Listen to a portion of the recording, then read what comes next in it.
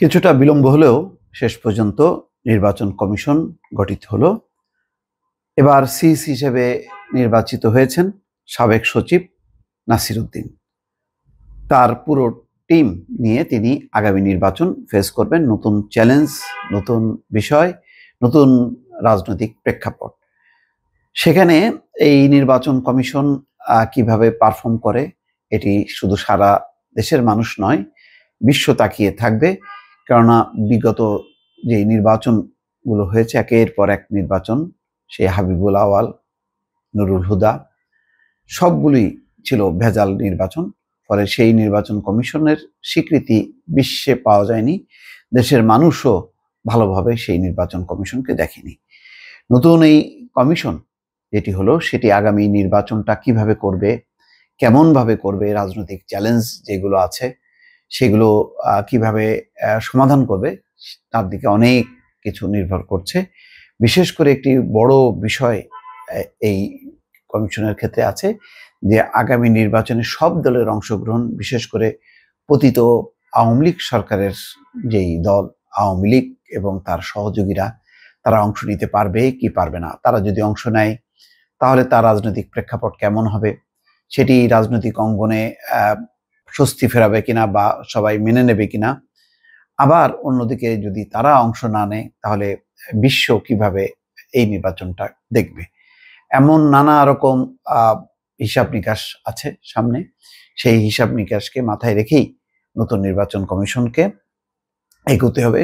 সবচেয়ে বড় কথা হলো, আরেকটি বিষয় হচ্ছে, সামনে যে নির্বাচন, সেই নির্বাচনে যাই হোক না কেন, পতিত আওয়ামী লীগ অংশ নিক বা না নিক সেটা বড় কথা না।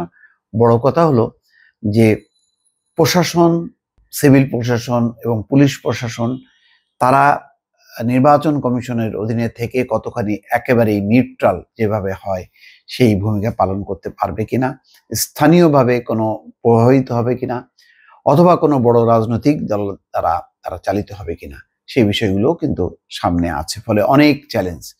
এটা মনে করার কোনো কারণ নেই যে আওয়ামী লীগ এই মুহূর্তে নাই বলে কোনো চ্যালেঞ্জ নেই।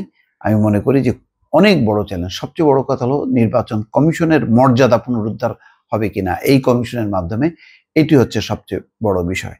যাই হোক, খবরটা হলো এই যে অবসরপ্রাপ্ত সচিব এম এম নাসির উদ্দিন, তিনি সিইসি হয়েছেন। তার বড় পরিচয়, তিনি একসময় জ্বালানি সচিব ছিলেন। এছাড়া নির্বাচন কমিশনার পদে 4 জনকে নিয়োগ দেওয়া হয়েছে। তারা হলেন অবসরপ্রাপ্ত অতিরিক্ত সচিব মোহাম্মদ আনোয়ারুল ইসলাম সরকার, অবসরপ্রাপ্ত জেলা ও দায়রা জজ আব্দুর রহমানেল মাসুদ, অবসরপ্রাপ্ত যুগ্ম সচিব বেগম তাহমিদা আহমেদ এবং সাবেক ব্রিগেডিয়ার জেনারেল আবুল ফজল মোহাম্মদ সানাউল্লাহ। বৃহস্পতিবার মন্ত্রিপরিষদ বিভাগ পৃথক প্রজ্ঞাপনে এই নিয়োগের কথা জানান। তার আগে জানান যে রাষ্ট্রপতির কাছে 10 জনের নাম জমা দিয়েছিল সার্চ কমিটি। সেই 10 জন থেকে রাষ্ট্রপতি 5 জনকে নিয়োগ দিয়েছেন।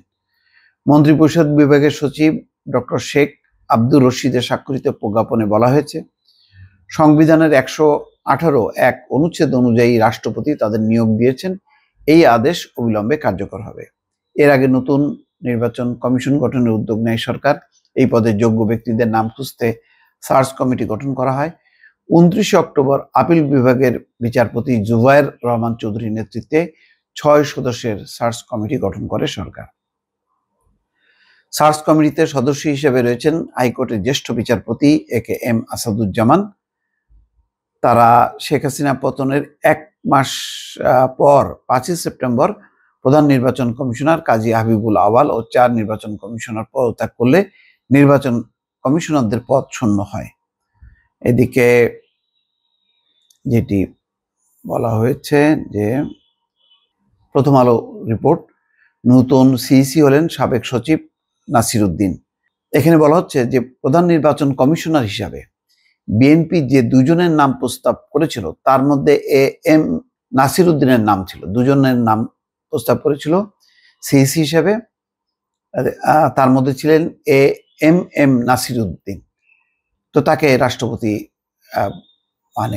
নিয়োগ দিয়েছে। তিনি জ্বালানি ও খনিজ সম্পদ মন্ত্রণালয়ে ছিলেন এবং স্বাস্থ্য সচিব মন্ত্রণালয়েরও সচিব ছিলেন। তিনি 2009 সালের জানুয়ারিতে অবসরে গেছেন, অর্থাৎ আওয়ামী লীগ সরকার 2008-এর নির্বাচনে আসে, তার পরের বছর তিনি অবসরে যান। তিনি বিসিএস 1989 ব্যাচের প্রশাসন ক্যাডারের কর্মকর্তা। সিইসি পদে বিএনপির দেওয়া তালিকায় আরেকটি নাম ছিল শফিকুল ইসলাম। বিএনপি চলতি মাসের শুরুতে অনুসন্ধান কমিটির কাছে এই তালিকা দিয়েছিল।